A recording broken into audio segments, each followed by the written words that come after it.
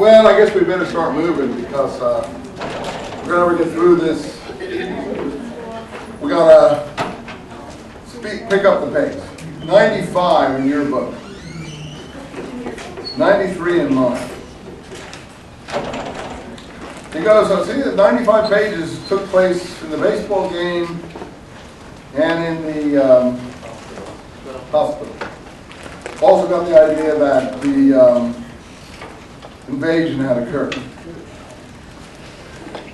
So there's a housekeeper at his house, page 99, 97, mine, called Manya.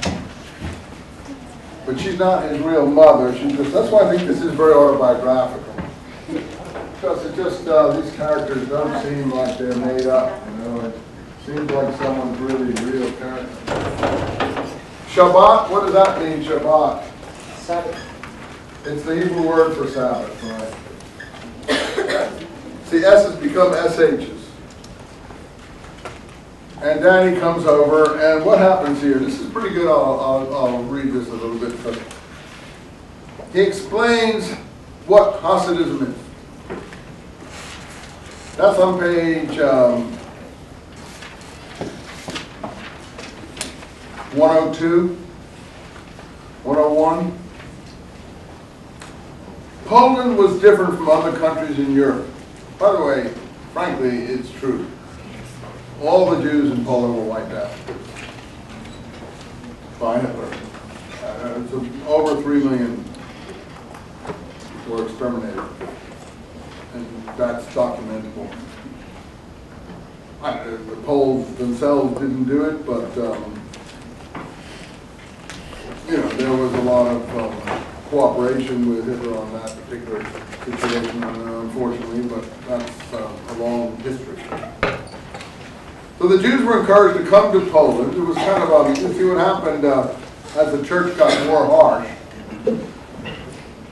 The Jews had been, you know, very early on in Spain, very early on in Italy. They had gone with the Phoenicians. The Phoenicians were coastal peoples in Palestine, Canaan. They were in the Mediterranean trade with the Phoenicians 1000 BC. King Solomon is very much involved with Hiram of Tyre. Hiram of Tyre is the Phoenician king. Helps build the temple in Jerusalem with cedar wood and stuff. It's all in the Bible, as you know the Bible. Jews were in North Africa very early on, southern Arabia. But you see, how come they didn't disappear? Because their religion was strong, and they kept them culturally together and somewhat maybe separate in some respects. They were in Spain very early. They helped the Muslim conquest of Spain, partially because the Christians, the rules by the time Christianity took over the Roman Empire under Constantine became very strict. And the Jews were treated pretty badly because of the picture in the New Testament. And the church felt that they shouldn't thrive, shouldn't flourish, so they were forbidden to enter most trades. They couldn't bear arms, they couldn't be soldiers, they weren't allowed to be part of the peasant lord system. They couldn't take fealty oaths, which were Christian oaths, and they were slowly relegated to the trades. By the Middle Ages got guilds. They were pushed out of any trade that they could be in. They couldn't do agricultural labor. They weren't allowed. And then when the Venetians got permission from the popes, when the Lombards in northern Italy got permission from the Medici popes around the 1200s to take away the only trade they had, banking.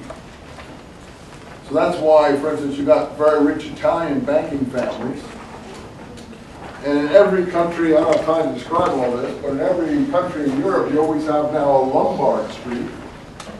Lombard is where Milan is situated. It's the province of Italy where Milan is situated. They became the new bankers of Europe because they got special dispensation from the Medici and other popes. Banking was called money lending. You know, bankers, you know, you ever try to get a mortgage? Bankers charge interest. That was considered usury. forbidden. And the Jews were the only ones allowed to do it because they weren't under the Christian system as such. But when the Lombards took over, they had no place anymore in the system. So slowly, the countries of Western Europe pushed them out. You may have seen the movie Ivanhoe, but Walter Scott writes about that. It's about, you know, basically the Jews were pushed out of England in the 1200s, France and Germany in 13 and 1400s. And they were pushed eastward where the places weren't organized. And Poland was somewhere in the middle between the Western world and Russia. And they slowly sort of congregated, if you like, there as they were pushed out of the final expulsion was when? In the West. Spain, 1492. When Spain became united and the Muslims were pushed out of Spain or converted to Christianity, the Jews were thrown out of Spain too. That was part of Columbus's trip to America, which a lot of people think had Jewish financing behind it because they were being thrown out of Spain by the unification of Spain at that time. And Columbus writes in his diaries of seeing the Jews leaving in the harbor when he's leaving. And there's Jewish people on his voyage. There's a Jewish doctor and there are some other people on his voyage too. And so on. So they're looking for new lands to escape or settle or get away from the situation. But most of them are pushed eastward.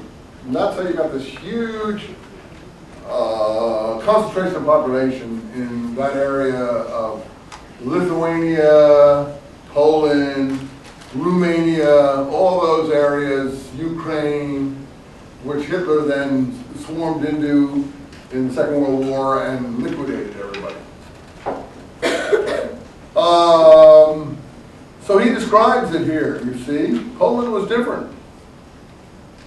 Poland actually encouraged Jews to come and live there. Why did Poland want Jews when almost every other country was persecuting them?